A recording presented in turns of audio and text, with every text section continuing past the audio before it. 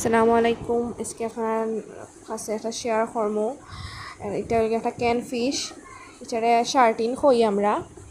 তো পয়লাও বেশ করি তেলের মাঝে পেঁয়াজ বিরান করে দিমু, বেশ করি পেঁয়াজ লাগে, এটার মাঝে বহুত পেঁয়াজ লাগে।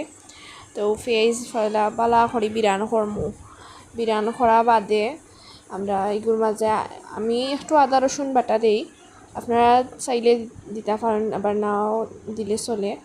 এর বাদে লবণ দিলাইমু, ও দিকে আমার সার্টিন মাছ ওটা দেখাইলাম আপনারে। এর বাদে আমি আদা রসুন বাটা দিলাইলাম একটু, দেওয়া পরে গিয়ে আমি করমু হলদর গুঁড়া, মরচর গুঁড়া, এর বাদে জিরার গুঁড়া দিয়া আমি বালা করি মশলা গুঁড়া খসাইমু।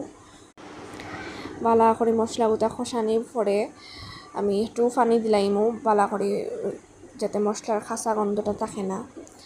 পানি দিলাইছিলাম, পরে আমি কুড়িয়া দিলাইমু বালা করে খসানি বাদে আমি মাছও দিলাইমু, দিয়া বালা করে গুটিলিমু।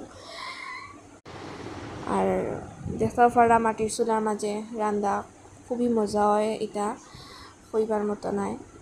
আমি মাছটা দিয়া দিলাইলাম, গুটিলিমু বালা করিয়া মাছও করে খুব এর বাদে আমি কাঁচামরিচ বালা করে একটা বাজিয়া কাঁচামরিচ ধনিয়া পাতা দিয়া নামাইমু।